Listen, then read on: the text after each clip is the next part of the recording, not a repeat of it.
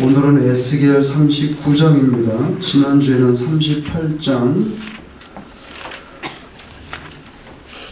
지난주에 에스겔 38장에 보면 에스겔이라는 사람은 바벨론의 포로로 끌려가 있었던 제사장 겸 선지자였는데, 그 에스겔에게 하나님께서 말씀을 주시는데, 이스라엘이 이 바벨론 포로에서 회복되어서 다시 고국으로 돌아와서 편안하게 거할 때에 곡이라고 하는 사람이 이제 연합군을 이끌고 이스라엘을 침공하게 되고, 그런데 하나님께서는 그 곡을 물리쳐 주신다, 그런 내용이었어요. 그리고 그것은 이스라엘의 어떤 그 에스겔 시대에 일어나는 그런 역사적인 사건이라기보다는 지난주에 우리가 보면 요한계시록까지 연결되는 종말론적인 마지막 사건에 관한 그런 그 종말론적인 비전이었다, 우리는 그렇게 생각하는 거죠. 물론 그 말씀은 두 가지 차원으로 생각할 수 있습니다. 우리가 사는 이 시대뿐만 아니라 이 역사가 끝날 때까지 계속해서 곡과 같은 세력은 하나님의 백성을 핍박하고 괴롭히고 압제하지요. 그 곡과 같은 세력은 항상 있는 것입니다. 그리고 또 다른 차원은 이제 마지막에 예수님의 재림과 더불어 제거되어지는 곡, 그 두 가지 차원으로 생각할 수 있는데, 오늘은 에스겔 39장이 굉장히 긴데요, 이 내용은 그 곡을 제거하는 하나님의 심판에 대한 말씀이 집중적으로 나와 있어요. 한번 보겠습니다. 에스겔 39장 1절. 시간이 없기 때문에 제가 빨리빨리 말을 할 거고 읽는 것도 빨리빨리 할 거예요. 그러므로 인자야, 너는 고객에게 예언하여 이르기를, 주 여호와께서 이같이 말씀하시되. 자, 이제 이스라엘이 편안하게 거할 때, 그래서 지난주에 우리가 요한계시록에 보면 천년 왕국 이 끝날 때에 하나님께서 무저갱에서 다시 사탄을 놓아주어서, 천년 왕국 시대에는 사탄이 없기 때문에, 사탄이 없는 건 아니지만 무저갱에 갇혀있기 때문에 죄와 악의 세력이 없고 아주 편안한, 아주 평화로운 시절인데, 다시 하나님께서 무저갱에서 곡을 놓아줌으로 말미암아, 그 사탄을 놓아줌으로 말미암아 올라와서 이제 괴롭히게 되는 거죠, 하나님의 백성들을. 그게 마지막에 곡과 마곡, 마곡은 곡의 땅이란 뜻입니다. 곡의 땅, 원래 그 곡이 마지막으로 이제 하나님의 백성을 괴롭힌다. 그러면 이제 하나님의 심판이 시작되죠. 곡에 대한 심판, 그게 마지막 전쟁이라는 거예요. 오늘 여기 보면 하나님의 그 곡에 대한 마지막 심판이 어떤지가 나와 있습니다. 여호와께서 같이 말씀하시되, 로스와 메섹과 두발왕 고가, 내가 너를 대적하여 너를 돌이켜서 이끌고 북쪽 끝에서부터 나와서 이스라엘 산 위에 이르러 네 활을 쳐서 네 왼손에서 떨어뜨리고 네 화살을 네 오른손에서 떨어뜨리리니, 너와 네 모든 무리와 너와 함께 있는 백성이 다 이스라엘 산 위에 엎드러지리라. 하나님께서 하나님의 백성을 압제하고 핍박하고 괴롭히는 곡의 세력을 멸하시는데 이스라엘 산 위에 엎드려집니다. 지난주에 말씀드렸죠? 이 성경의 구약에서는 시온성이 세상의 중심입니다. 센터라고 그랬죠? 그 배꼽이란 뜻도 있다는 것까지 제가 말씀드렸습니다. 내가 너를 각종 사나운 새와 들짐승에게 넘겨 먹게 하리니. 여러분, 지난번에 그 곡의 세력의 특징에 대해 설명할 때 첫 번째가 뭐냐면 굉장히 많은 숫자라고 그랬어요. 헤아릴 수도 없이 많은 연합군입니다. 그걸 다 이스라엘 산 위에 엎드려지게 하나님께서 멸하시는데 일일이 다 장사를 지내줄 수가 없어요. 그래서 장사되지 못한 수많은 시체들은 새의 밥이 됩니다. 들짐승의 밥이 됩니다. 5절 네가 빈들에 엎드러지리라. 이는 내가 말하였습니다. 여기서 내가 말하였다. 중요하죠. 내가 누구야? 하나님이라는 거예요. 뭡니까? 빈말하겠냐? 빈말하겠냐? 뻥치겠냐? 내가 말하였느니라. 주 여호와의 말씀 뭡니까? 반드시 이루어진다는 겁니다. 6절 내가 또 불을 거기 불에다가 이렇게 동그라미를 치든지 빗줄을 쳐보세요. 오늘 주제는 불입니다. 내가 또 불을 마곡과 및 섬에 평안히 거주하는 자에게 내리리니 내가 여호와인 줄을 그들이 알리라. 하나님의 심판의 형태가 여러 가지가 있는데 지난 38장에 보면 여러 가지가 있는데 그 중에 하나가 불입니다. 그런데 마지막 최종 하나님의 심판의 도구는 불이라는 걸 알 수 있어요. 7절 내가 내 거룩한 이름을 내 백성 이스라엘 가운데서 알게 하여 다시는 내 거룩한 이름을 더럽히지 아니하게 하리니 내가 여호와 곧 이스라엘의 거룩한 자인 줄을 민족들이 알리라. 자, 이렇게 하나님의 그 곡과의 마지막 전쟁의 심판, 그 목적은 뭐냐 하면 하나님의 영광과 거룩함을 드러내서 모든 세상의 민족들이 하나님이 누군지를 알게 하기 위한 것이 목적입니다. 지난주에 다 말씀드렸습니다. 8절 주 여호와의 말씀이니라. 볼지어다 그날이 와서 이루어지리니 내가 말한 그날이 이날이라. 이스라엘 성읍들에 거주하는 자가 나가서 그들의 무기를 불태워 그들은요 누구냐면 고개 연합 세력들입니다. 고개 연합 세력들을 하나님께서 심판해서 멸했기 때문에 들판에 엎어져서 다 매장되지 못해서 새와 짐승의 밥이 될 정도인데 그 연합군들, 그 고개 세력들이 가지고 있었던 무기들이 있는데 그 무기를 불태워 사르되 큰 방패, 작은 방패, 활, 화살, 몽둥이, 창을 가지고 7해 동안 불태우리라. 하나님의 말씀에 의하면 고개 세력이 와서 떨군 그 무기들을 불태우는데 7년이 걸린다는 거예요. 7년. 얼마나 많은 무기인지 그걸 다 태우려면 7년이 걸려서 그걸 태워서 쓰니까 땔감을 따로 할 필요가 없다는 것입니다. 10절 이같이 그 무기로 불을 피울 것이므로 그들이 들에서 나무를 주워 오지 아니하며. 왜? 너무 많아요. 숲에서 벌목하지 아니하겠고 전에 자기에게서 약탈하던 자의 것을 약탈하여 전에 자기에게 늑탈하던 자의 것을 늑탈하리라. 주 여호와의 말씀. 시시때때로 주 여호와의 말씀이니라가 계속 나와요. 뭡니까? 하나님이 말씀한 거니까 반드시 이루어진다는 뜻이죠. 11절 그날에 내가 곡을 위하여 이스라엘 땅 곧 바다 동쪽 사람이 통행하는 골짜기를 매장지로 주리니.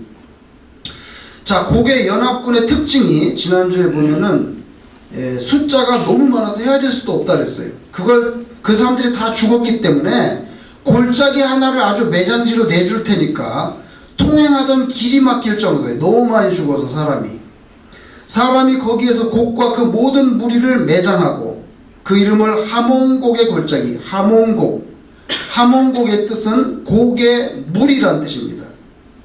곡의 무리, 하몬곡의 골짜기라 그렇게 일컬으리라. 이스라엘 족속이 7달 동안에 그들을 매장하여 그 땅을 정결하게 하리라. 자, 곡과의 전쟁에서 하나님께서 그들에게 심판하고 그들의 무기를 태우는 데만 해도 7년이 걸리는데 시체를 처리하는 데는 7개월이 걸립니다. 7달 동안 매장. 13절 그래도 다 치우기가 어려워요. 그 땅 모든 백성이 그들을 매장하고 그로 말미암아 이름을 얻으리니 이는 나의 영광이 나타나는 날이라. 이 전쟁의 목적은 뭡니까? 하나님의 영광과 거룩함을 드러내서 모든 민족으로 하여금 하나님의 정체성을 깨닫게 하기 위한 것. 14절 그들이 사람을 택하여 그 땅에 늘 순행하여 매장할 사람과 더불어 지면에 남아있는 시체를 매장하여 그 땅을 정결하게 할 것이라. 7달 후에 그들이 살펴보되 지나가는 사람들이 그 땅으로 지나가다가 사람의 뼈를 보며 그 곁에 편말을 세워 매장하는 사람에게 가서 하몬곡 골짜기에 매장하게. 이게 뭡니까? 7개월을 치워도 다 못 치워가지고 시체가 있는지 인스펙션 하는 사람들을 둬가지고 아 이거 시체 여기 또 있네, 여기 또 있네. 그래서 15절 지나가는 사람들이 그 땅으로 지나가다가 사람의 뼈를 보며 그 곁에 편말을 세워서 매장하는 사람에게 가서 알려준다는 거예요. 7년을 채워도 다 치울 수 없는 엄청난 숫자가 죽는다는 겁니다. 고개 세력들이죠. 16절 성읍의 이름도 하모나라 하리라. 그들이 이같이 그 땅을 정결하게 하리라. 주 여호와께서 이같이 말씀하셨는데 너 인자야. 에스겔입니다. 에스겔아 너는 각종 새와 들의 각종 짐승에게 이르기를 너희는 모여오라. 야 잔치가 벌어졌다. 내가 너희를 위한 잔치 곧 이스라엘 산 위에 예비한 큰 잔치, 하나님의 큰 심판으로 널브러져 있는 그 시체를 먹을 잔치들, 그러니까 새와 짐승들아 오라. 큰 잔치로 너희는 사방에서 모여 살을 먹으며 피를 마실지어다. 너희가 용사의 살을 먹으며 세상 왕들의 피를 마시기를 바산의 살찐 짐승 곧 순양이나 어린 양이나 염소나 숫송아지를 먹듯 하리라. 새와 짐승들이 고개 세력 심판받아 죽은 시체들을 먹는데 바산의 살찐 짐승, 순양, 어린 양, 염소, 숫송아지 같이 먹는다. 바산은 이스라엘 북부 갈릴리 지역 쪽으로 가는 곳에 아주 비옥한 초지입니다. 그 동네 이름이 바산인데 거기는 얼마나 풀이 많은지 구약 성경에 보면 바산의 살찐 암소들아 막 이렇게 나와요. 바산의 소들은 풀이 많아서 아주 그 바산의 소라 그러면 알아준단 말이죠. 그렇게 바산의 살찐 소처럼 그 시체들을 그렇게 많이 먹게 된다. 19절 내가 너희를 위하여 예비한 잔치의 기름을 너희가 배불리 먹으며 그 피를 취하도록 마시되 내상에서 말과 기병과 용사와 모든 군사를 배부르게 먹을지니라 하라. 주 여호와의 말씀이에요. 자 이렇게 심판이 끝나고 나면 하나님께서 이제 이스라엘을 완전하게 회복시킵니다. 21절 내가 내 영광을 여러 민족 가운데 나타내어 모든 민족이 내가 행한 심판과 내가 그 위에 나타낸 권능을 보게 하리니 그날 이후에 이스라엘 족속은 내가 여호와 자기들의 하나님인 줄 알겠고 여러 민족은 이스라엘 족속이 그 죄악으로 말미암아 사로잡혀 갔던 줄을 알지라. 자 이스라엘이 왜 바벨론의 포로로 갔냐는 거예요. 죄 때문이죠. 그들이 내게 범죄하였으므로 내 얼굴을 그들에게 가리고 하나님께 범죄를 하니까 하나님께서 그들에게 얼굴을 가리면 어떻게 됩니까? 은총을 받을 수가 없어요. 하나님의 영광을 체험할 수 없어요. 그들을 그 원수의 손에 넘겨 다 칼에 엎드러지게 하였을 때 자 예루살렘이 망하고 북쪽에 이스라엘 수도 사마리아가 망하고 바벨론으로 포로 잡혀가서 다 칼에 죽었죠. 즉 이스라엘의 죄가 있어서 하나님의 얼굴은 가려지고 하나님의 징계가 임했습니다. 24절 내가 그들의 더러움과 그들의 범죄한 대로 그들에게 내 얼굴을 가렸었다. 몇 년 동안? 70년 동안. 그러므로 주 여호와께서 이같이 말씀하셨느니라. 내가 이제 이 내 거룩한 이름을 위하여 열심을 내어 야곱의 사로잡힌 자를 돌아오게 하며 자 70년이 끝났을 때 이제 다시 용서하고 돌아오게 하여 이스라엘 온 족속에게 사랑을 베풀지라. 다시 하나님의 사랑을 회복합니다. 포로 생활이 끝나고 자 이것은 하나님의 긍휼입니다. 그죠?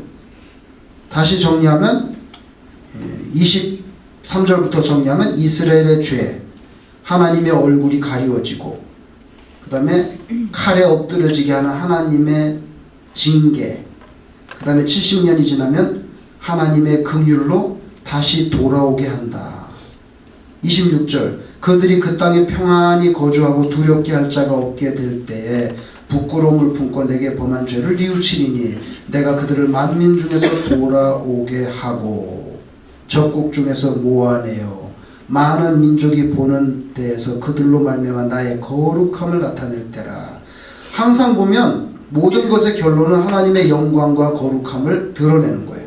그래서 많은 사람이 모든 민족이 하나님을 알게 되는 것. 28절 전에는 내가 그들이 사로잡혀 여러 나라에 이르게 하였거니와 후에는 내가 그들을 모아 고국 땅으로 돌아오게 하고 그 한 사람도 이방에 남기지 아니하리니. 거기다가 빗줄을 쳐보세요. 한 사람도 이방에 남기지 않고 전부 다 고국으로 불러들이겠다. 그렇죠? 역사 가운데 20세기 초반에 시온주의 운동이 벌어져서 1948년 5월 14일 날 이스라엘이 독립합니다.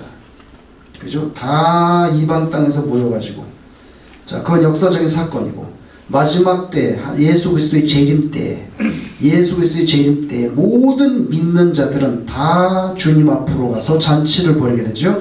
어린 양과의 잔치, 즉 예수님과의 혼인 잔치가 벌어집니다. 예수님께서 살아계실 때 이 땅에서 비유를 말씀하실 때 지혜로운 처녀 5명의 비유, 슬기로운 처녀, 기름을 준비하고, 그래서 예수님을 맞이하게 되는 것처럼 종말 때, 예수님의 재림 때에 하나님의 택자들은 한 사람도 이방에 남기지 아니하고 다 불러들이는데 이스라엘 땅으로, 그게 바로 새하늘과 새 땅, 하늘에서부터 내려오는 새 예루살렘 성으로 들어가는 거죠. 그들이 내가 여호와 자기들의 하나님인 줄을 알리라. 그죠? 항상 목적은 뭐냐면 하나님을 깨닫게 되는 거예요. 그러니까 여러분들이 이 땅에 사는 동안에 종말이 되기 전에도 하나님이 어떤 분이신지 진정으로 깨달았다면 이미 여러분들은 새하늘과 새 땅, 새 예루살렘 속에 살고 있는 거나 마찬가지예요. 하나님이 내 생명의 주인이구나, 나를 먹여주시고 나의 주인이구나, 이렇게 깨닫고 살고 있다면 굳이 예수님의 종말까지 갈 필요도 없습니다. 지금 이 땅에서 이미 새하늘과 새 땅에 살고 있는 것과 마찬가지예요. 예수님께서 그래서 뭐라고 말했습니까?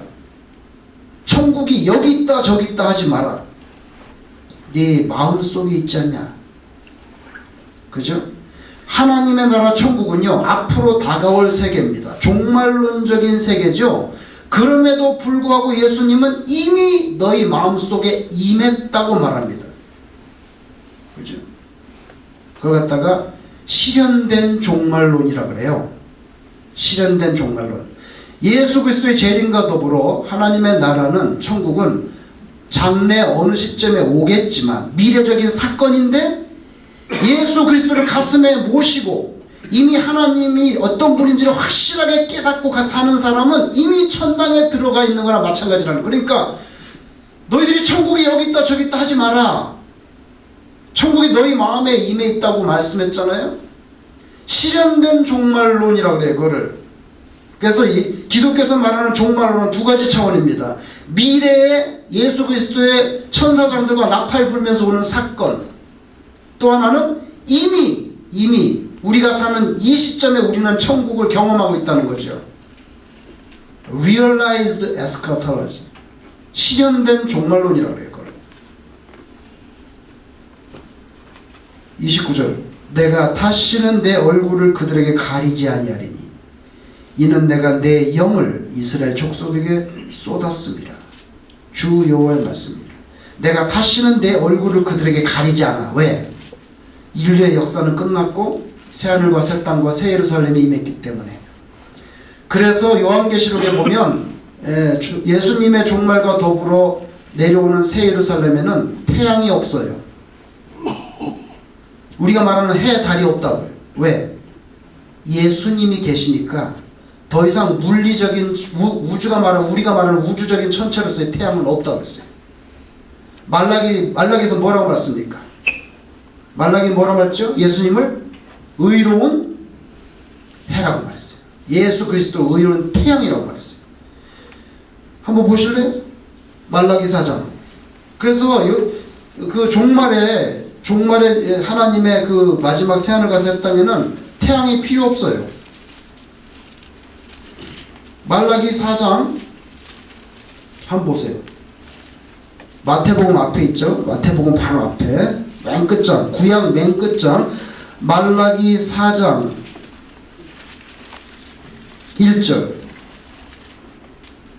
잘 보세요. 만군의 여호와가 이르노라, 보라 용광로 불같은 날이 이르리니. 아까 제가 그 동그라미나 밑줄 쳐놓으라고 한 거 기억나죠? 예? 예, 거기에 뭐가 나왔죠? 아까? 불이 나왔잖아요. 여기도 마찬가지예요. 만군의 여호와가 이르노라, 보라 용광로 불같은 날이 이르리니 교만한 자, 악을 행하는 자가 지푸라기 같이 탄다. 지푸라기 같이 탄다는 거예요. 아까 빈들에 엎어지는데 7년 동안 무기를 태워도 다 못 태우고 7개월을 장사 지내도 다 못 지내서 새와 짐승의 밥이 된다 그랬어요. 그 이르는 날에 그들을 살라, 불사른다는 거죠. 불살라.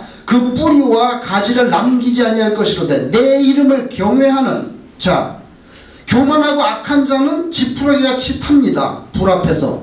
그러나 하나님을 경외하는 너희에게는 공의로운 해가 떠올라서, 자, 공의로운 해, 의로운 해가 떠올라서 치료하는 광선을 비추리니 너희가 나가서 외양간에서 나온 송아지같이 뛴다.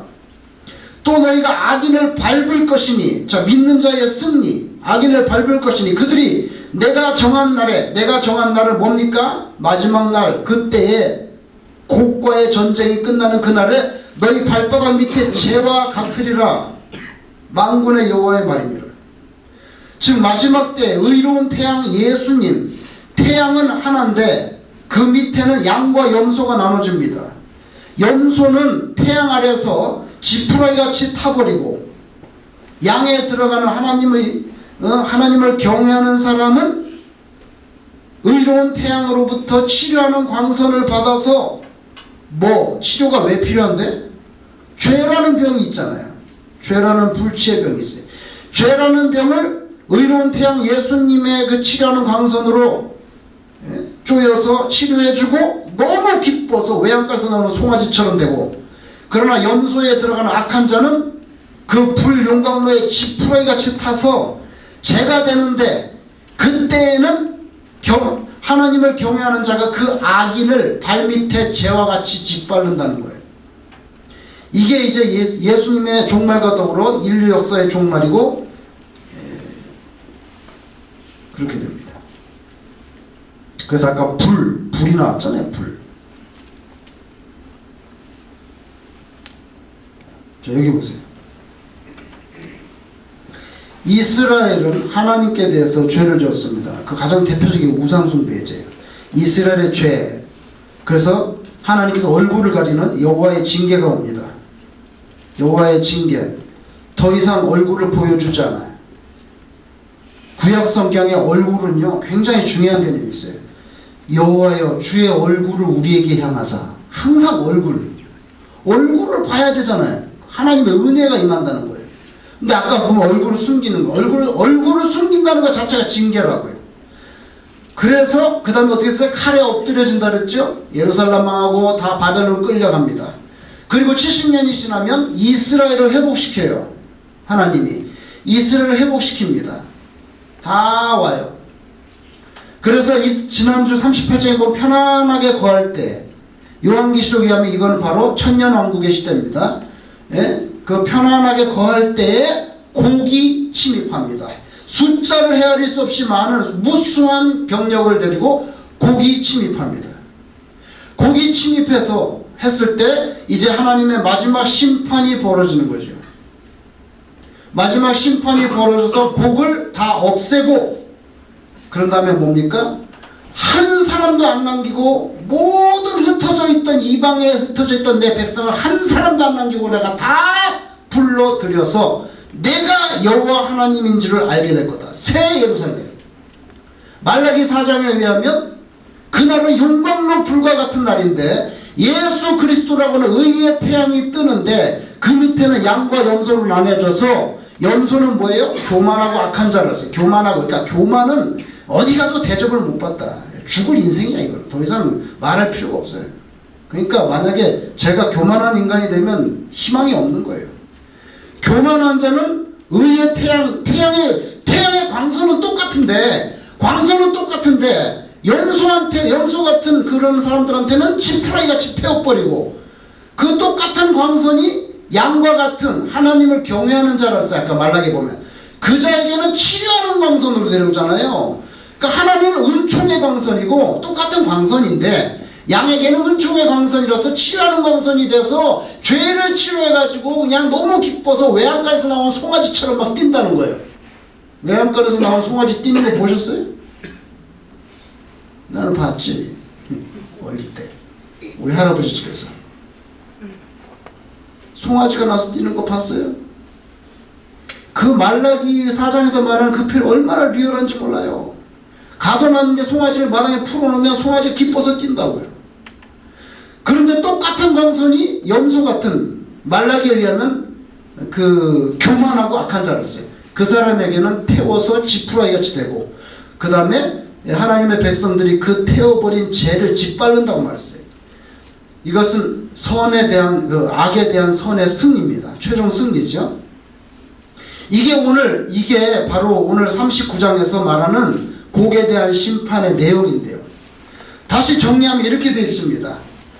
우리 인류의 역사라는 것은 그 신앙적인 관점, 성경적으로 볼 때는 이 사탄이 문제잖아요. 사탄이 문제인데 하나님의 백성이 있습니다. 하나님의 택한 백성. 구약에서는 이스라엘이라고 그랬어요. 이것은 아브라함의 피를 타고난 그 혈연적인 관계성을 말하는데 이게 신약시대에 오면 새 이스라엘이라고 표현해요. 왜? 혈연이 아니라, 즉 혈연, 모세 율법으로서의 그 이스라엘이 아니라 예수 그리스도의 십자가 사건과 부활을 믿는 믿음으로 구원받는 새로운 신앙 공동체, 이스라엘을 하나님이 택한 하나님의 백성이라고 표현하면 구약시대에는 아브라함의 혈통을 타고난 사람이 이스라엘이지만 신약시대에는 아브라함이 아니라 예수 그리스도를 믿는 사람들의 모임, 부름받은 자들의 공동체, 그게 에클레시아, 교회잖아요.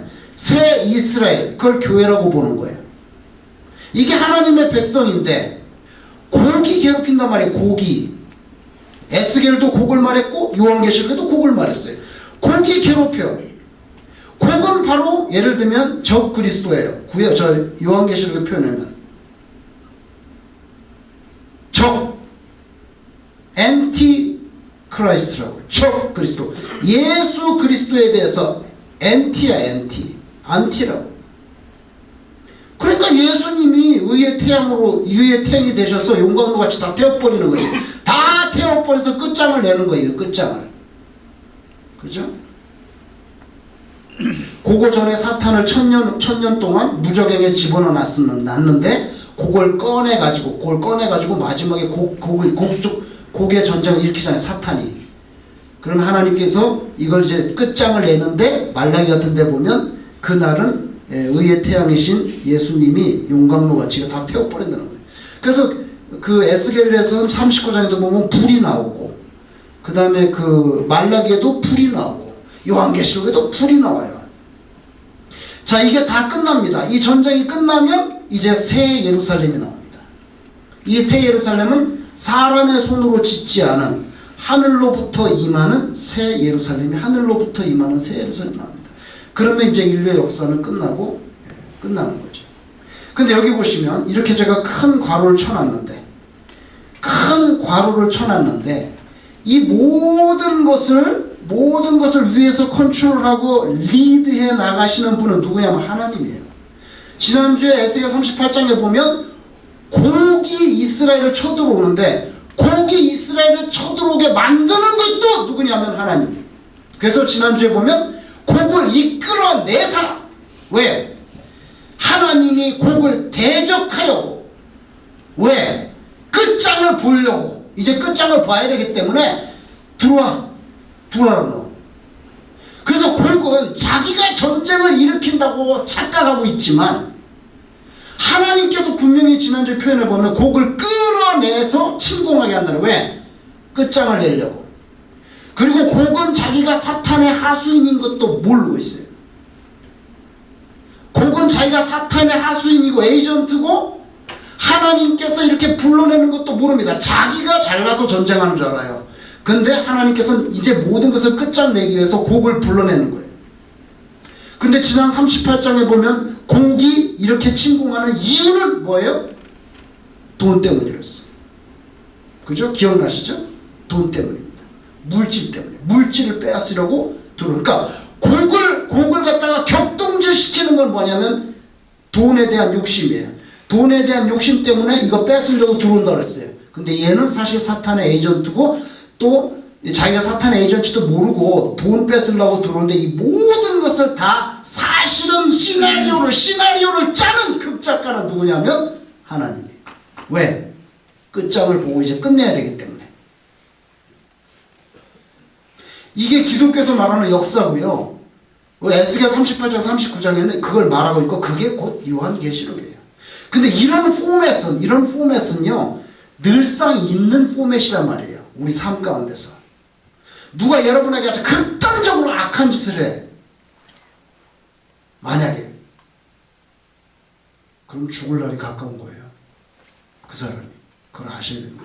그러니까 여러분이 분노하고 화를 내고 증오하고 거품을 품을 필요가 없어요. 왜? 그 시나리오 누가 다 짜고 있어요? 하나님이 짜고 있다고. 별로 걱정할 것도 없어요. 그냥 살면 돼. 똑바로 살면 돼.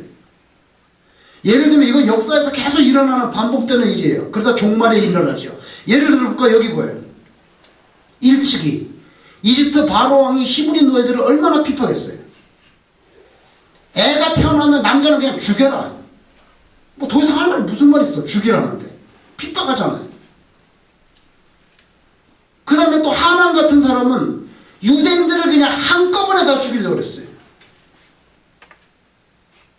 유대인들. 거기에는 모르드게라는 사람이 있고 거기서 에스더라는 사람이 기도해가지고 뒤집혔잖아요. 또 예를 들면 다니엘이 신실한데 이거 시기를 해가지고 죽이려고 사자굴에 집어넣었어요. 다니엘이 죽었나요? 안 죽었잖아요.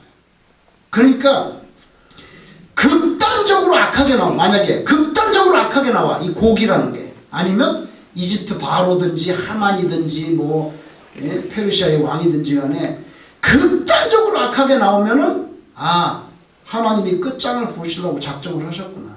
그렇게 생각하면 되는 거예요. 그래서 끝장났잖아요.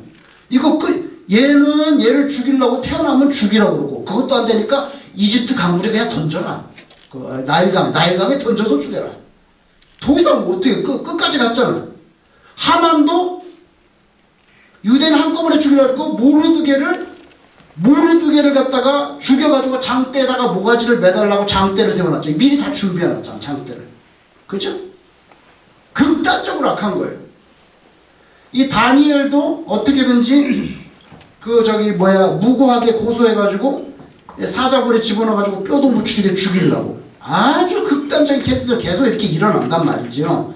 그러면은 하나님께서 마지막에는 이거 다 이렇게 이 끝장내고 이 끝장내고 이 하나님께서 이거 마지막에 자기 백성을 살리는 거죠. 그러니까 우리 역사 속에서는 계속 일어나고 종말에는 이렇게 된다는 겁니다. 출애굽기 보세요.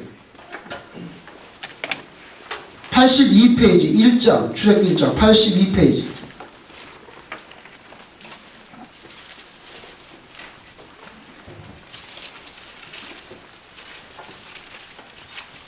출애굽기 1장 15절에서 15절 1장 15절 자 애굽왕이 히브리 산파 십부라라 하는 사람과 부하라는 사람에게 말해 이르되 너희는 히브리 여인을 위하여 해산을 도울 때 그 자리를 살펴서 아들이거든 그를 죽이고 딸이거든 살려두라. 근데 산파들이 겁나가지고 못 죽였잖아요. 안 죽였잖아요. 그죠? 그 하도 안 되니까 바로가 22절 그러므로 바로가 그의 모든 백성에게 명령하되 아들이 태어나거든 너희는 그를 어떻게 해요? 나일강에 던져서 그냥 던져서 죽이라는 거예요. 물속에 빠뜨려서. 여러분 물속에 빠뜨리면 애가 들어서 죽는 게 뭐지? 익사 한국말이 익사돼서 죽을 뿐만 아니라 여러분 나일강에는 악어가 있어요. 아시겠어요? 악어가 있다고 실제로. 이런 악한 극단적으로 악하잖아요. 극단적으로 악해. 애가 태어나자마자 죽여라. 그것도 안 되니까 그럼 그냥 나일강에 던져서 그냥 악어 밥이 되게 해서 죽여라. 99페이지 출애굽기 12장 극단적으로 악하게 되는 거 출애굽기 12장 29절 결과를 보세요. 결과 어떻게 되나 결과를 12장 29절 밤중에 여호와께서 애굽 땅에서 모든 처음 난 것 곧 왕이 앉은 바로의 장자로부터 옥에 갇힌 사람의 장자까지와 가축의 처음 난 것을 다 치심해. 그 밤에 바로와 그 모든 신하와 모든 애굽 사람이 일어나고 왜?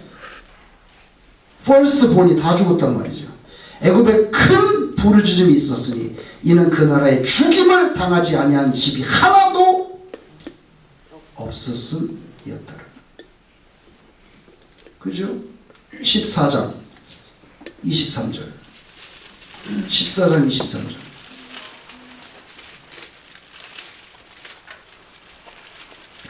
자 홍해가 갈라졌습니다. 이스라엘 사람 싹 지나가니까 뒤에 쫓아오던 애굽 사람들이 들었잖아요. 애굽 사람들과 그 바로의 말들 병거들과 그 마병들이 다 그들의 뒤를 추격하여 바다 가운데 들어왔어요.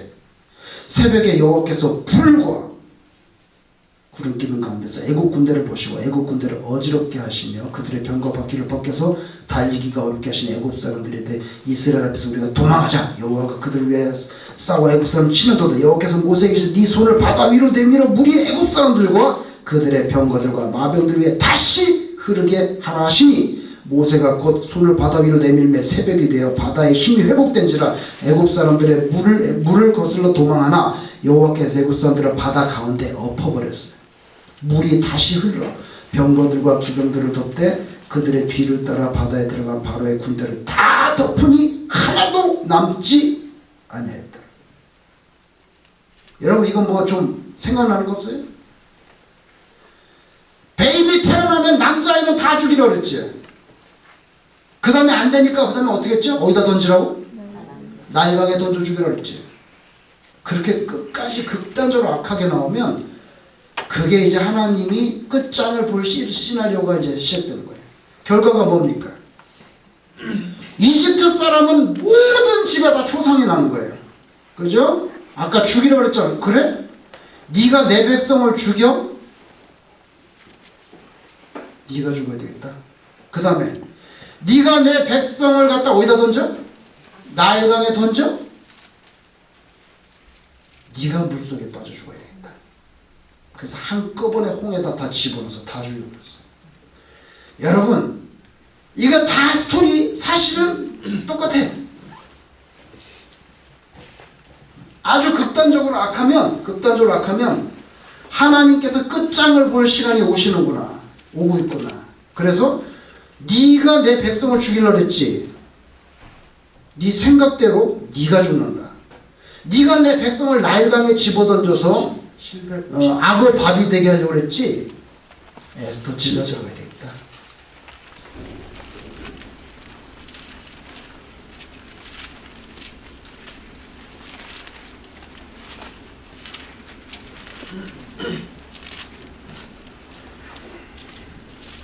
에스더 7장 9절.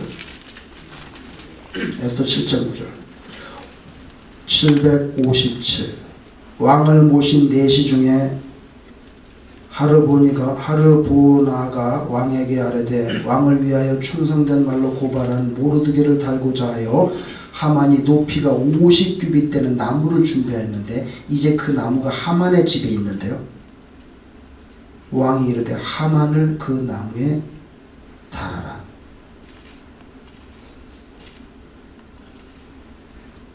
9장 10절.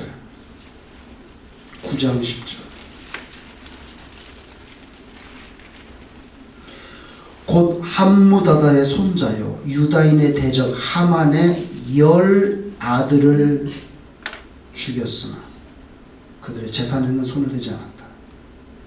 결과가 뭡니까? 유대인을 다 죽이려고 하고 모르드게를 죽여서 장대에 매달리려고 했었는데 그 매달리려고 했던 장대에는 하만의 목이 걸렸어요. 그리고 하만의 자식들 10명도 죽었습니다.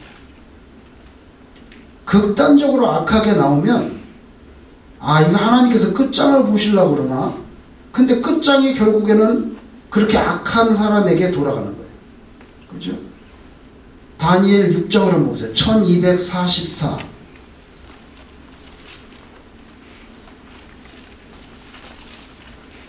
(1244를) 보세요.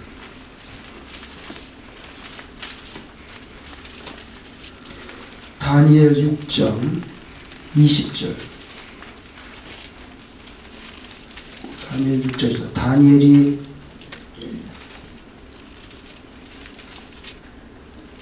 든 굴에 가까이 이르러서 슬피 소리질러 다니엘에게 묻되 살아계신 하나님의 종 다니엘아 네가 항상 섬기는 네 하나님이 사자들에게서 능히 너를 구원하셨느냐?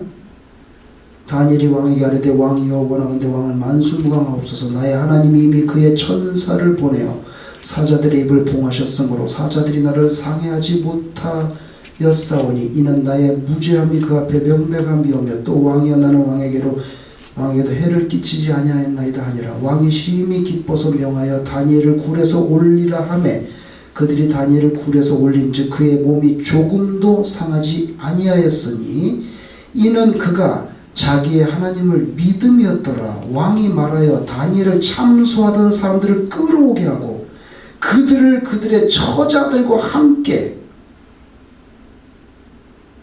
아버지 잘못 만나면 이렇게 죽는 거예요.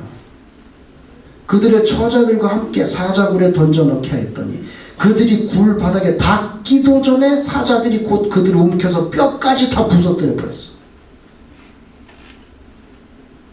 이에 다리오 왕이 온 땅에 있는 모든 백성과 나라들과 언어가 다른 모든 사람들에게 조서를 내리되 원하건대 너에게 큰 평강이 있을지언 내가 이제 조서를 내리느니 내 나라 관할 아래에 있는 사람들은 다 다니엘의 하나님 앞에서 떨며 두려워할지니 그는 살아계신 하나님이시오 영원히 변하지 않으심이시며 그의 나라는 멸망하지 아니할 것이요 그의 권세는 무궁할 것이며 그는 구원도 하시며 건져내기도 하시며 하늘에서든지 땅에서든지 이적과 기사를 행하시는 이로써 다니엘을 구원하여 사자의 입에서 벗어나게 하셨음이라 하였더라. 이 사건의 결과가 뭡니까? 하나님께 영광, 하나님의 능력과 거룩함이 드러나고요. 그리고 사자굴에 집어넣으려고 했던 그 사람들이 다 들어가서 처자식까지 다 죽었어. 그래서 극단적으로 악한 모습이 나오면 하나님께서 시나리오의 끝장에 도착하셨나 생각할 수 있습니다.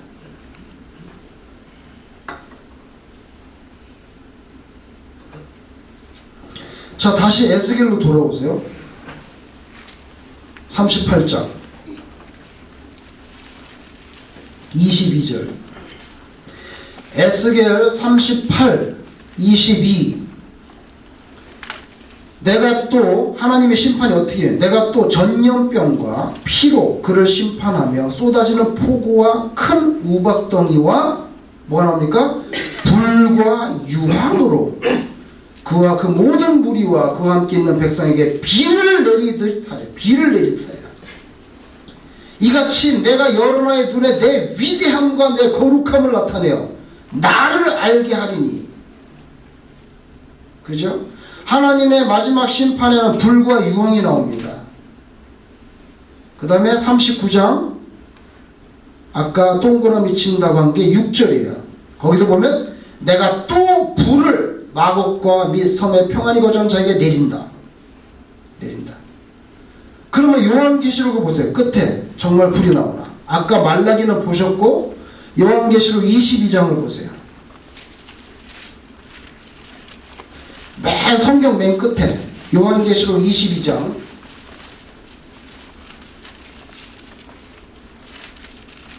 9절을 보세요. 9절.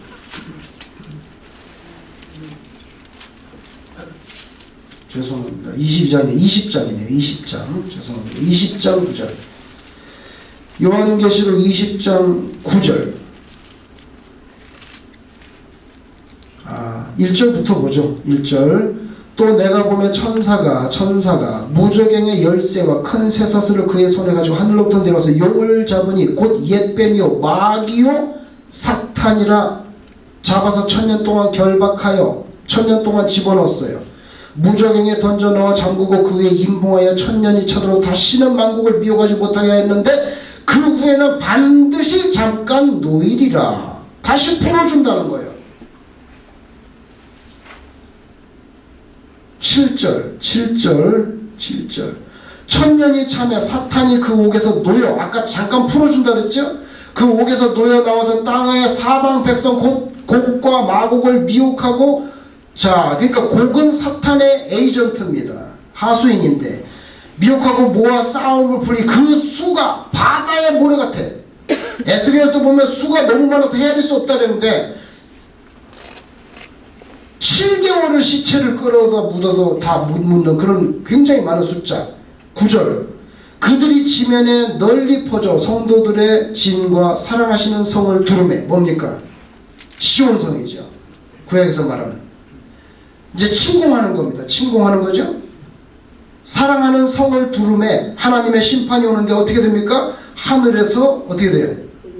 불이 내려와 그들을 태워버려. 더 이상 말이 필요 없어요. 이제 끝장이기 때문에 불이 내려와 그들을 태워버립니다. 말라기에 있는 말씀과 똑같아요. 에스겔 38장 22절, 39장 6절 다 똑같아요. 다 불이에요. 불.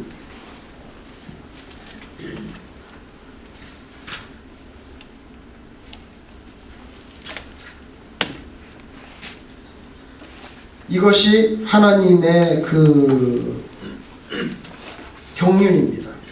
그래서 에스겔 38장 39장은 우리 삶 가운데서도 끊임없이 그 스토리만 다른 거예요. 그게 뭐 이집트의 바로왕 스토리일 수도 있고 하만의 스토리일 수도 있고 다니엘의 스토리일 수도 있고 뭐 스토리만 다 다르지 포맷은 똑같아. 포맷은 똑같아. 자, 여기 어너더 스토리가 하나 있습니다. 우리에게 아주 익숙한 스토리인데 1905년 안중후라고 하는 사람인데 이 사람 이장입니다. 이장. 그 당시 경기도 수원시 향남면 제암리의 이장이에요. 안중후라는 사람이. 지금 이 제암리는 수원이 아니라 화성시로 들어가 있어요. 지금은. 근데 그 당시에는 경기도 수원시 향남면 제암리의 이장 안중후가 1905년에 교회를 세웁니다. 교회를 세웠어요. 그게 뭐예요? 제암리 교회예요. 굉장히 빨리 복음을 받아들였어요. 제암리 교회를 세웠어요. 그렇게 해서 신앙생활을 하고 있는데 제암리 교회라 봐야 뭐 초가집이에요. 초가집이에요. 근데 1919년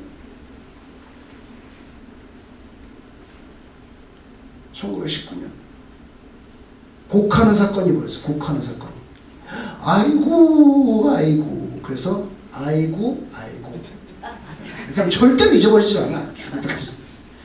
아이고 1919년 3월 1일 날 대한독립 만세가 일어났어. 만세가 일어나니까 일본 사람들이 이제 죽이고 핍박을 하는데 여러분이 아시는 대로 아이고 3월 1일 날 대한독립 만세가 운동이 일어났어요. 독립선언부터 발표하고 뭐 유관순도 나오고 다 그렇게. 근데 그 여파로 3월 30일, 4월 1일, 3일, 5일 계속해서 만세 운동을 하는 거예요. 어디서? 제암리에서. 제암리 근처에 수촌리라고 있는데 수촌리하고 제암리에서 3월 1일 이후에도 끝나지 않고 3월 30일 날도 만세를 부르고 4월 1일도 부르고 3일도 부르고 5일도 계속 부르는 거예요. 대한독립 만세를. 이날은 다 장이 서는 날이에요. 장이 서는 날인데 장이 서는 사람들이 많이 모이는데 약 800명 정도가 모여서 800명 정도가 모여서 대한독립 만세를 계속 부르는 거예요. 그럼 일본이 가만히 있을 수가 없잖아요. 일본은 4월 5일 날 수촌리에다가 군대를 집어넣어서 수촌리 마을에 집이 42채인데 38채를 다 불태워버렸어요. 뭐 사람들은 뭐 좀 죽고 다 도망갔죠. 42채 집이 있었는데 42가구 가운데 38가구를 완전히 전소시켜버렸어요. 그리고 4월 15일 날이 됐을 때는 일본 육군 제79연대 주미 아리타 도시오가 자기 부하 11명을 데리고 제암리로 들어옵니다. 수촌리는 이미 4월 5일 날 불태웠고 4월 15일 날 육군 보병 79연대 중위 아리타 도시오가 부하 11명을 데리고 제암리에 들어오는데 누구를 앞세웠냐면 제암리의 순사부로 일했던 조이창을 앞세우고 제암리에서 정미소를 운영하고 있었던 사사카를 앞세워서, 왜냐하면 지리를 잘 모르니까 2명을 앞세워서 제암리에 11명의 자기 부하를 데리고 들어왔어요. 이 사람들은 뭐 하던 사람들이냐, 대한독립 만세를 벌였을 때 이 사람들 다 도망갔어요. 조이창도 왜? 순사 보좌관이었으니까. 조이창은 조선 사람이죠. 도망갔고 정미소 운영하던 사사관 일본 사람인데 다 도망갔다가 이제 일본 군대가 들어오니까 여기 붙어가지고 요 2사람을 앞세워가지고 빨빨 들어가고 인원 파악해. 그래서 들어왔어요. 아리타 도시오는 뭐라고 말했냐면 제암리에 현재 거주하는 15세 이상의 모든 남자는 제암리 교회로 모이라. 이유, 우리가 3.1 운동 이후에 그 사람들을 잡아서 매질을 했었는데 매질을 너무 심하게 한 것 같으니까 사과를 하고 싶다. 사과를 하고 싶으니까 제암리 교회로 15세 이상 된 모든 남자들은 모이라 해서 다 모였어요. 4월 15일 그래서 다 모였을 때 이제 그 아리타 도시오가 교회 안에 있다가 밖으로 나갔어요. 밖으로 가서 문을 닫고 그 다음에 11명의 그 일본 군인들이 그 창문도 아니지 사실은 뭐 창문 비슷한 데다 총을 대고 안에다가 무조건 다 쐈어요. 무조건 쏘고 난 다음에 지푸라기를 집어넣고 불을 질러서 그 제암리 교회 전체를 완전히 전소시켰어요. 그래서 그날 죽은 사람이 23명이 교회 안에서 또 한두 명은 밖으로 튀어나오다가 불타서 죽고 한 사람은 도망쳤는데 집에 가서 끌어다가 죽이고 해서 23명이 죽어서 완전히 소각됐어요. 자, 카나다에서는 스코필드라고 하는 선교사가 있었어요. 이 사람이 스코필드 언더우드 커티스 테일러가 자동차 하나에 한 차에 타고 이 동네를 지나가고 있었어요. 왜? 수촌리에서 이런 엄청난 사건이 벌어졌다는 소식을 듣고 수촌리에 가보려고 4월 17일 차를 타고 가는 거예요. 이제 차를 타고 사실은 수촌리로 가는데 아니 이틀 전에 제암리가 교회가 다 불타고 사람이 죽었다는 거예요. 그래서 여기도 안 가고 여기로 가는 거예요. 제암리에 가보니까 다 타서 죽고 뼈도 안 남고 다 그 해골들이 굴러다니고 있어요. 이렇게 15일날 이런 사건이 벌어져서 이틀이 지났는데도 아무도 제암리 교회 가서 거기 시체를 수거하는 사람이 없어서 왜? 너무 무서워서. 일본이 너무 무서워서 아무도 가지 못했어요. 이거를 이 선교사들이 갔어요. 가서 다 확인을 하고 이 가운데 스코필드라고 하는 이 캐나다 선교사가 혼자서 뼈를 다 수거했어요. 초가집 밑에서. 그 해골들을 다 23명의 해골들을 끌어내가지고 장사를 지내줬어요. 이 선교사가. 그리고 이 사람이 그 사건을 바탕으로 책을 하나 썼는데 Unquenchable Fire라고 하는 책을 썼어요. 꺼지지 않는 불. 이 책에 이 내용이 다 나오는 거예요. Unquenchable Fire라는 책을 썼다. 꺼지지 않는 불. 이 불은 무슨 불이에요? 제암리 교회를 불태운 불. 또 그거에도 불구하고 꺼지지 않는 신앙의 불.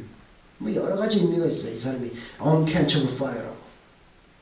근데 제가 왜 이 말씀을 드리냐면 이렇게 극단적으로 악한 짓을 했잖아요. 그 극단적으로 악한 짓 한 일본이 어떻게 됩니까? 극단적으로 악하게 나오면 끝장이 다가오고 있는 마지막 페이지가 다가오는 하나님의 시나리오가 시작된다고 볼 수 있어요.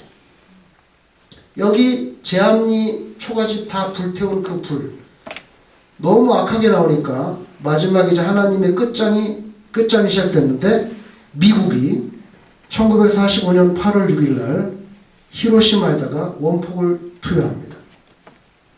폭탄 이름이 리들보이라는 원폭을 투하했어요. 항복 안 하면 계속 투하하겠다 그랬어요. 트루만이. 한 번으로 끝나는 게 아니야. 항복 안 하면 계속 때리겠다. 8월 6일 날 때렸어요. 3일 후 8월 9일 날 나가사키에다가 두 번째 원폭을 때렸어요. Fatman, 뚱뚱이라는 원폭을 때렸어요. 자, 원폭을 때리고 4개월 만에 죽은 숫자가 확실하진 않은데 8월 6일날 히로시마에 리들보이를 때려가지고 4개월 만에 9만 명에서 16만 명이 죽었어요. 피폭으로 죽고 건물 무너져서 죽고 병 걸려 죽고 피부병 걸려서 그 다음에 1945년 8월 9일 나가사키에서 던졌는데 이거는 4개월 만에 집계된 게 6만에서 8만 명이 죽었어요. 여러분 일본이 이렇게 23명 더 죽였죠. 유관순부터 시작해서 굉장히 많은 수를 죽였어요. 이건 한 사건이에요. 사건. 이렇게 악하게 나오면 하나님의 끝장이 마지막 페이지가 올 수가 있다. 이게 꺼지지 않는 불, 피폭자의 후예들은요 아직도 고난받고 있어요. 일본 사람들 아직도 고난받고 있어요.